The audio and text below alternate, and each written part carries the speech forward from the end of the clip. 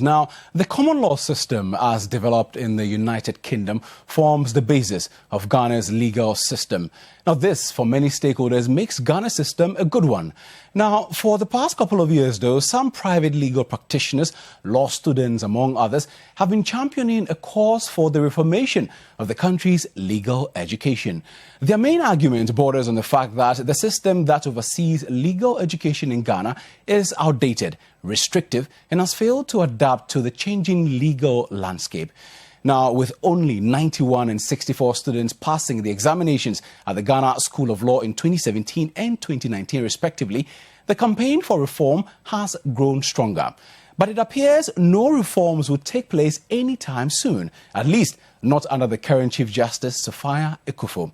Speaking at the Bench, Bar and Faculty Conference on the theme, The Changing Landscape in the Law, the Judge, the Lawyer and the Academic, the Chief Justice stated forcefully that under her tenure, she will not permit the mass production of lawyers to ensure quality. Let us be very careful. And those of you lawyers and those of you lecturers who are busy advocating free-scale, mass admissions into professional law course, mass production of professional lawyers, be careful what you wish for. Be careful what you wish for. So long as I have anything to do with it, it won't happen. Because just like you cannot mass produce doctors and surgeons, you must not, Ghana must not have mass-produced lawyers imposed on them. Following the comments by the Chief Justice of Ghana, Justice Sophia Ekufo, on the issue of mass production of lawyers in the country, we are here with the convener of the Coalition for the Reformation of Legal Education in the country, Ken Crunchy, to shed some light and also get his reaction to today's comments by the CJ. First and foremost, I would say that the comments are at best very embarrassing and at worst possibly impeachable. She had no basis to make such a comment.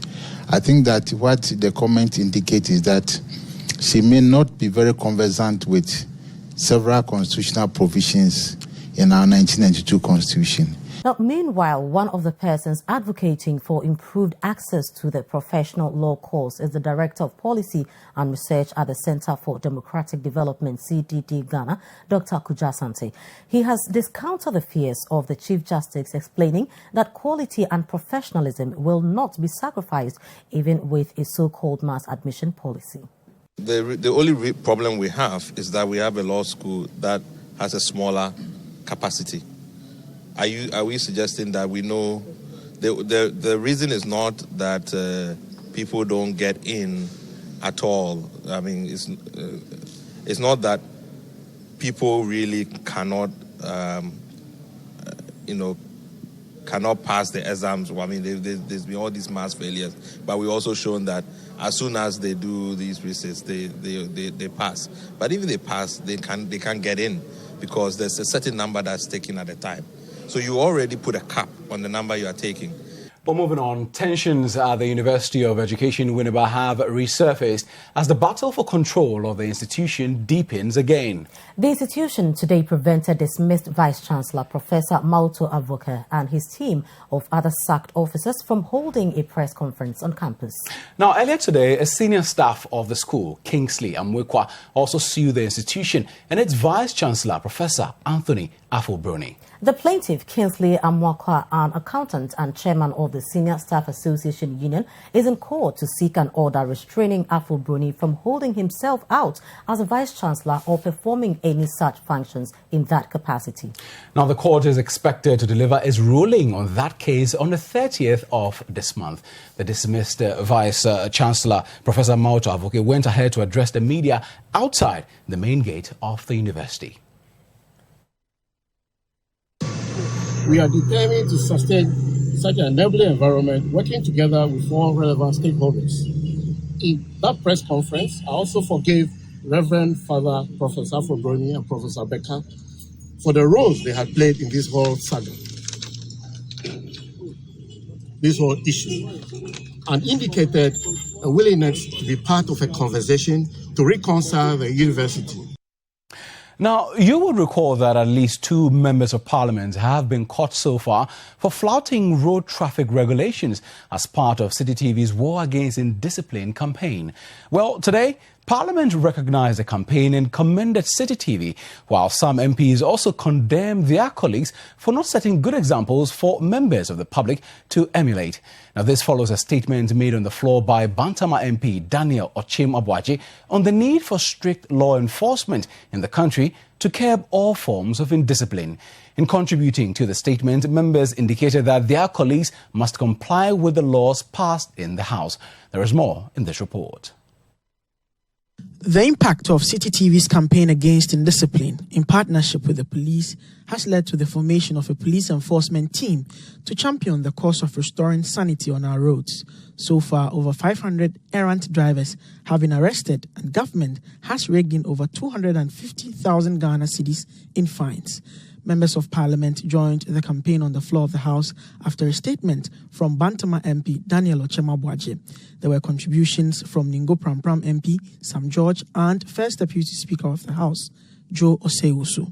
Let me take this opportunity, in vain of this Speaker, to commend Citi Newsroom and the police for their recent collaborative work in enforcing the Road Traffic Act and the Road Traffic Regulation, which are both acts of Parliament.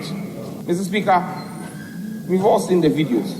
If we had heeded the counsel of the First Deputy Speaker earlier this year, Parliament may not have been dragged into some of the things we've seen in the past few weeks with this traffic regulation, breaking of traffic regulations.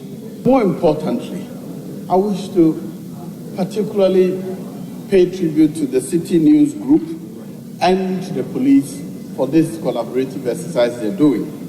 The Shai Osudoku District Chief Executive has shut down a Chinese factory at Isuchari in the Greater Accra region. Thick emissions from the factory had been affecting students of the nearby Osudoku Secondary Technical School, leading to a boycott of academic work. The Environmental Protection Agency had previously shut down the factory, but it resumed operations few weeks later. But after a meeting with all the agencies involved, the factory has been shut down again. Despite this development, students of Osudoku Secondary Technical School are demanding the relocation of the factory. Citi News' Elvis Washington visited the school and has filed this report before the shutdown. It's a daily struggle for students at the Osudoku Senior High Technical School at Asuchari as they struggle with the fumes from the recycling company close to their school. The emission from this company, Shine Fuel, which pollutes their environment, exposes them to various health conditions. The Chinese company recycles waste papers into egg crates and toilet rolls, as well as waste rubbers into plastics. Yes. We are dying of Shine Fuel. This is too long. We have to stop this. They are not stopping it. We are suffering. When we go to the clinic, what they are telling us that we are smoking. Meanwhile, we don't know how to smoke.